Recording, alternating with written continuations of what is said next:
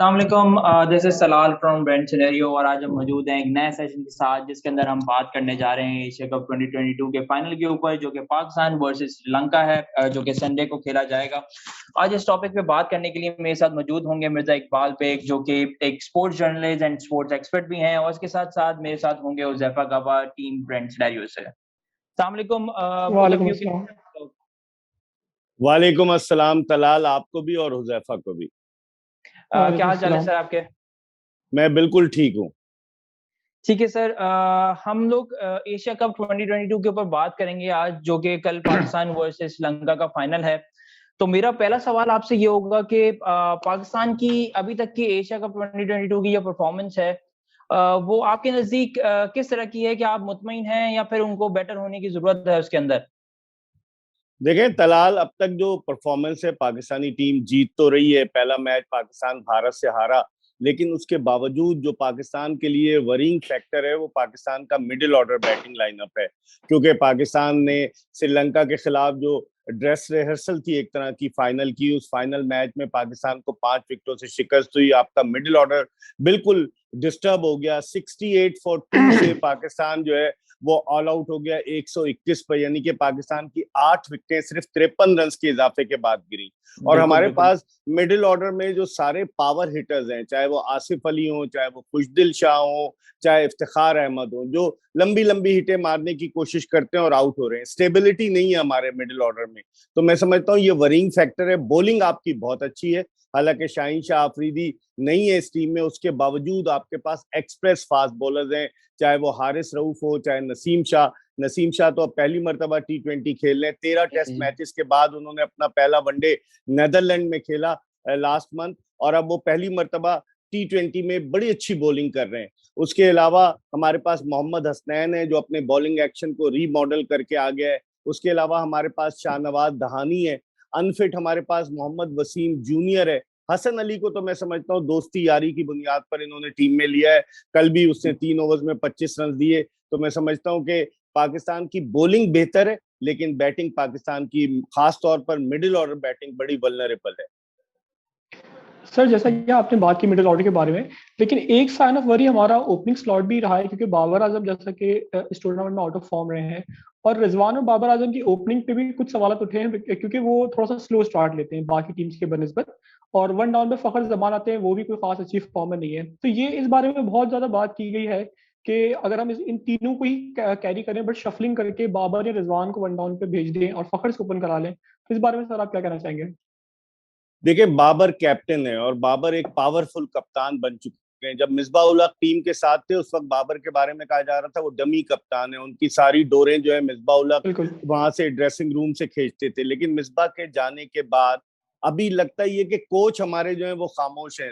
सकलैन मुश्ताक, वो लगता है कि जी। डमी कोच बन चुके हैं, सिर्फ अपनी नौकरी कर रहे हैं। और बाबर आजम सारे शॉट्स खेल रहे हैं। Babar Azam doesn't want to be demoted in the batting order, वो चाहते हैं कि वो ओपन ही करें। और रिजवान और बाबर आजम ने 1700 रन स्कोर किए हैं अगर देखा जाए एज एन ओपनर जी जी। गुज़िश्ता 1-2 बरस में। लेकिन इसके बावजूद मैं ये समझता हूँ कि पाकिस्तान, बाबर आजम को वन डाउन पोजीशन पर आना चाहिए। और फखर जमान को आप वन डाउन पोजीशन पर भेजकर क्या कर रहे हैं? वो तो पावर प्ले का बहुत अच्छा इस्तेमाल करते हैं इब्तदाई 6 ओवर्स में। बिल्कुल। और फिर शान मसूद को आपने दीवार से लगाया हुआ है जो कि रन्स के अंबार लगा रहा है।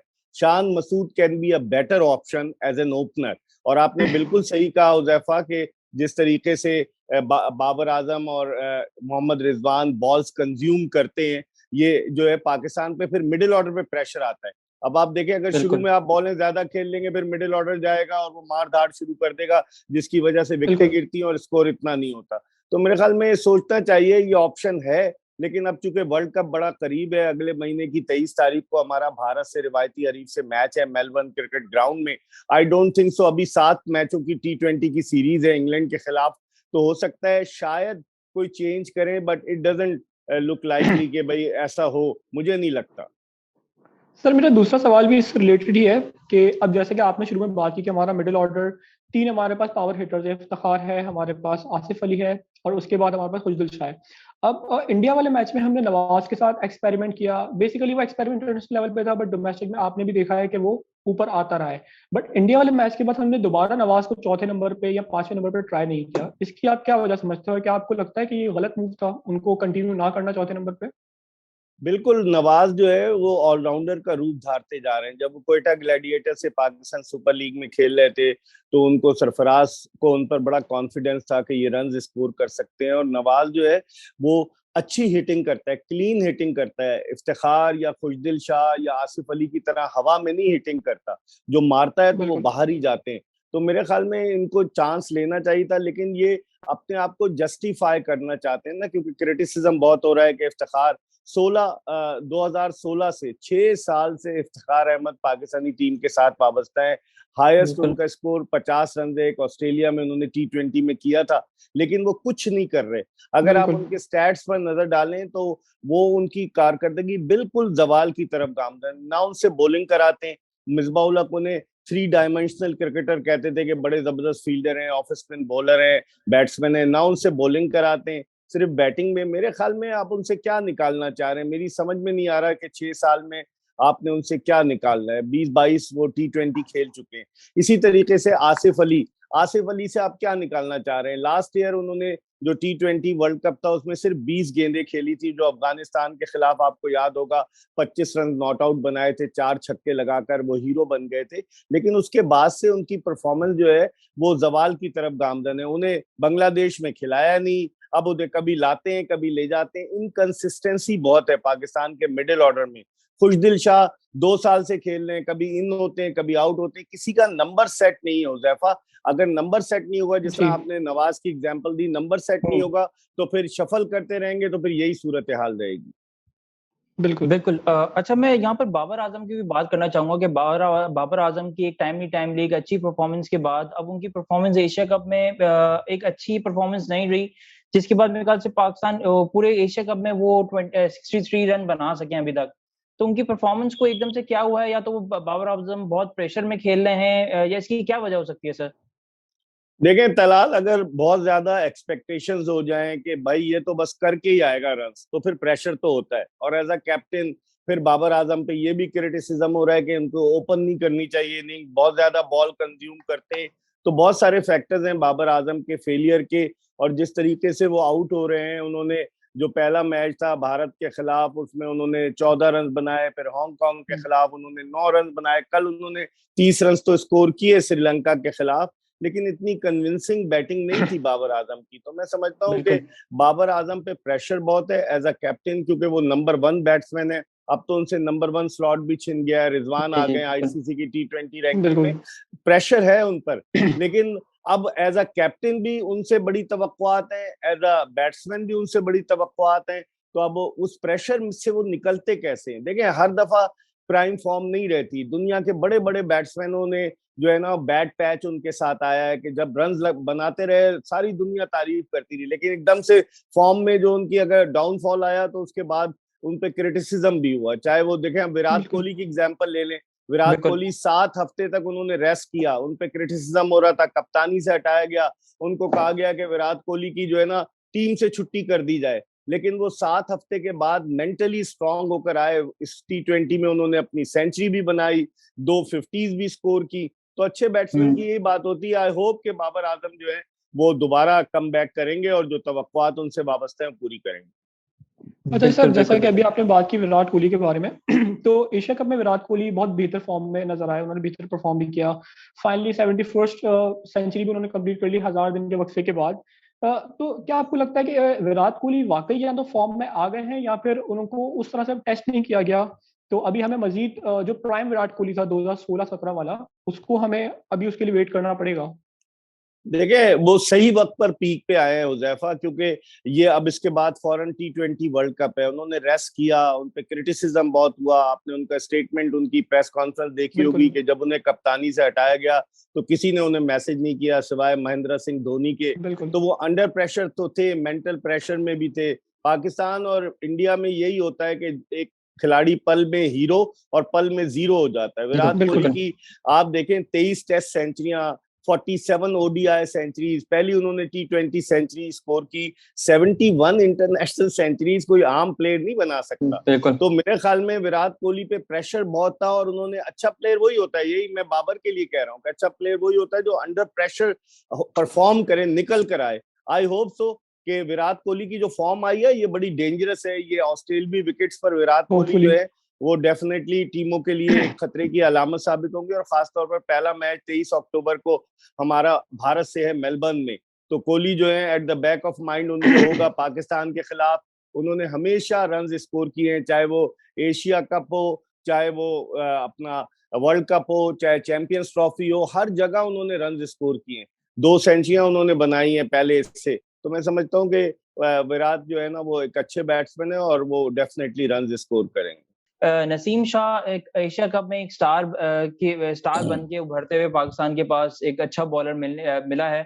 तो आपको क्या लगता है कि नसीम शाह एंड शाहीन अफरीदी के साथ जो हुआ है कि वो लगातार मैचेस खेलते रहे, तो जिसकी वजह से शायद उनको इंजरी भी उनकी वजह भी एक यही है। तो नसीम शाह भी क्या इसी कैटेगरी में आने वाले हैं कि वो सिर्फ खेलते जाएंगे एंड फिर वो भी इंजर्ड की तरफ चले जाएंगे, या फिर ये रेस्ट देके इनके पास, पाकिस्तान के पास और भी बॉलर्स हैं जिनको ये यूटिलाइज करने की कोशिश करेंगे वर्ल्ड कप में और कल फाइनल के ऊपर भी? देखिए, शाहीन शाह अफरीदी को तलाल इन्होंने मुसलसल खिलाया। 2018 में शाहीन शाह अफरीदी ने अपना इंटरनेशनल करियर शुरू किया। 25 टेस्ट मैचेस, 32 वनडे, 40 T20, 4 साल के अरसे में। फिर PSL भी खेले, काउंटी क्रिकेट में भी खेले। तो एक आदमी की बॉडी होती है, फास्ट बॉलर है वो, डेफिनेटली उसको उनका लोड मैनेज करना चाहिए था, टीम मैनेजमेंट का काम था। और नसीम शाह इतना नहीं खेले, नसीम शाह इंजरी प्रोन है। नसीम शाह ने हैट्रिक की बांग्लादेश के खिलाफ टेस्ट में, रावलपिंडी में, और उन्होंने यहाँ कराची में भी अच्छी परफॉर्मेंस दी, 5 विकेट ली, लेकिन वो इंजरी प्रोन है। तो अब ये टीम मैनेजमेंट का काम है कि किस तरीके से उनको यूटिलाइज करते। आपने देखा होगा कि उनको क्रैम्प भी पड़े मैच में, आपने देखा होगा घुटना भी वो पकड़ते रहे। तो मेरे ख्याल में ये टीम मैनेजमेंट का काम है। एक एक्सप्रेस फास्ट बॉलर है जो around 150 kilometre per hour bowling करता है, तो इनको खुद सोचना पड़ेगा कि अपने जो एसिड्स हैं जो फास्ट बॉलिंग के, शाहीन शाह अफरीदी और नसीम शाह, खासतौर पर मोहम्मद हसनैन की भी मैं बात करूंगा, वो भी बहुत तेज बॉलिंग करता है, तो इन सबको, और हारिस रऊफ, इन चारों को किस तरीके से यूटिलाइज करना है ये देखना होगा। शाहनवाज दहानी के साथ ये लोग ज्यादती कर रहे हैं, उसको खिलाते हैं निकाल देते हैं, खिलाते हैं निकाल देते हैं, कॉन्फिडेंस उसका लेवल जो है वो डाउन हो जाता है। तो इनको खुद सोचना पड़ेगा, ये टीम मैनेजमेंट का काम है, वो क्या करती है। ठीक है सर, अब जैसा कि कल पाकिस्तान श्रीलंका एक बार फिर उनका फाइनल होने जा रहा है। अब जो कल का मैच था उसमें पाकिस्तान का मिडिल ऑर्डर एक बार फिर बुरी तरह से नाकाम हुआ। हमारे पास बेंच पे हैदर अली बैठे हुए हैं जिन्होंने टूर्नामेंट में अब तक कोई मैच नहीं खेला। हसन अली को भी हमने मैच खिला दिया। श्रीलंका का पिछला मैच हमें खिलाना चाहिए था लेकिन हमने नहीं खिलाया। तो क्या आप देख रहे हैं कि फाइनल में हैदर अली को खिलाया जा सकता है इफ्तिखार या खुशदिल की जगह पे? बहुत मुश्किल है हुजैफा, इसलिए कि ये कोई चांस नहीं लेंगे। एक लड़का जिसने कोई मैच नहीं खेला, अचानक उसको एक मैच में डाल देंगे, उस पर भी प्रेशर होगा, टीम पर भी प्रेशर होगा। अब ये जिनको खिला रहे हैं, मुझे लग रहा है ये उसी कॉम्बिनेशन के साथ जाएंगे। कल इन्होंने जो 2 चेंजेस की कि इन्होंने शादाब खान को रेस्ट देकर उस्मान कादिर को खिलाया, और इन्होंने नसीम शाह को रेस्ट देकर हसन अली को खिलाया, मेरे ख्याल में शादाब खान और हसन अली वापस आएंगे और पाकिस्तान की वही टीम होगी कि जो कल थी, उसमें सिर्फ 2 चेंजेस होंगी। ठीक है। T20 वर्ल्ड कप जो कि ऑस्ट्रेलिया में होने जा रहा है, तो पाकिस्तान अपनी टीम की कौन सी टीम को लेके उतरेगी कि उसके अंदर कितने फास्ट बॉलर्स हो सकते हैं, कितने स्पिनर्स लेके उतरेगी और कितने ऑलराउंडर्स लेके उतरेगी, इसके ऊपर क्या कहना चाहेंगे सर आप? देखिए, ऑस्ट्रेलिया में वर्ल्ड कप है। 25 मार्च 1992 को हम यहाँ वर्ल्ड कप जीते थे, उसी मेलबर्न क्रिकेट ग्राउंड में, जहाँ हमारा पहला मैच है भारत से। लेकिन अभी दुनिया की दीगर टीमों ने, ऑस्ट्रेलिया ने टीम का ऐलान कर दिया है, इंग्लैंड वगैरह ने और दीगर टीमों ने टीम अपना ऐलान कर दिया है। पाकिस्तान अभी शायद रुका हुआ है, एक डेडलाइन है, उस डेडलाइन तक देना है। तो पाकिस्तान की जो चीफ सेलेक्टर है, मैं उनको लैपटॉप चीफ सेलेक्टर कहता हूँ, क्योंकि उनके लैपटॉप में शायद वायरस आया हुआ है। वो शान मसूद उन्हें नजर नहीं आता, फहीम अशरफ जिसपे 5 साल से इन्वेस्ट कर रहे हैं वो उन्हें नजर नहीं आता, और भी शोएब मलिक जैसा एक बैट्समैन जो कि स्टेबिलिटी दे सकता है मिडिल ऑर्डर में, वो उन्हें नजर नहीं आता। तो अब देखें क्या कॉम्बिनेशन बनाते हैं। मेरे ख्याल में फास्ट बॉलर्स तो वहां पर काफी कामयाब होंगे। और जहां तक स्पिनर्स की बात की, हमारे दोनों स्पिनर्स बहुत अच्छे हैं, शादाब खान और मोहम्मद नवाज। तो I think they will play in the T20 world cup. Sir आपने भी दो प्लेयर्स की बात की, शुएब मलिक और फहीम अशरफ की। फहीम अशरफ तो समझ में आता है ऑस्ट्रेलिया की पिचेस पे उसको हम लेके जा सकते हैं, क्योंकि हमारे पास पेस ऑलराउंडर और कोई ऐसा नजर नहीं आता। आमिर यामीन को भी हमने को खास कॉन्फिडेंस नहीं दिया। Faheem Ashraf is the only option in my opinion. But Shoaib Malik की अगर हम बात करें तो एक तो वो उनकी एज हो गई है, दूसरी बात कि शुएब मलिक का जो पास्ट रिकॉर्ड है पेसी विकेट्स पे, बाउंसी विकेट्स पे, वो हमेशा स्ट्रगल करते नजर आए। तो आपको लगता है कि ऑस्ट्रेलिया के पिचेस पे अगर हम उनको एक एक आखिरी चांस और देते हैं, हम उनको एक फाइनल सी ऑफ देना चाहें, हम उसको ऑस्ट्रेलिया में लेके जाएं, तो डू यू थिंक कि वो हमारे काम आ सकते हैं कंसिडरिंग उनका रिकॉर्ड पेस बिल्कुल, टैक्स के सामने? जो आप कह रहे हैं ना हुजैफा, एज एज देखें, शोएब मलिक की फिटनेस इस वक्त सबसे बेहतर है पाकिस्तान टीम को। लोग तो बिल्कुल कहते हैं कि हॉस्पिटल से मैच खेलने के लिए आ गई है एशिया कप में, इतने सारे लड़के जख्मी हैं, लेकिन शोएब मलिक की एज, आई थिंक वो एज मैटर नहीं करती, फिटनेस मैटर करती। मिसबा भी तो इतने बरस तक खेले, उनकी भी तो एज ज्यादा थी। मेरे ख्याल में एक सीजन कैंपेनर की जरूरत है जो फंस के खेल सके। शोएब मलिक का माना रिकॉर्ड बाउंसी विकेट पर इतना अच्छा नहीं है, लेकिन शोएब मलिक जो कैरेबियन प्रीमियर लीग थी वो वहां खेले, उनका रिकॉर्ड देख ले, उन्होंने कितनी अच्छी परफॉर्मेंस दी।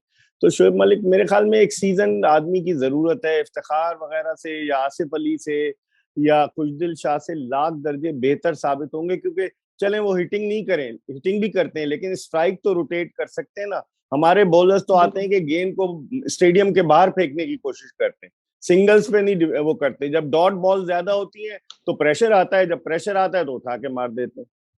बिल्कुल। ठीक है, थैंक यू ठीक है, सो मच सर। आपका कीमती टाइम देने का बहुत बहुत शुक्रिया। नहीं, हम लोग एक एशिया कप 2022 के ऊपर बात कर रहे थे, और एक हमारा सेशन था जो कि हमने मिर्जा इकबाल बेग साहब एंड हुजैफा गाबा के साथ किया। Thank you so much both of you thank you बहुत सो मच। शुक्रिया, for coming today, and inshallah ताला we will looking forward to do more lives in future. ठीक है, thank you so thank you, much. बहुत बहुत thank you शुक्रिया सो आपका, much. Thank you very much.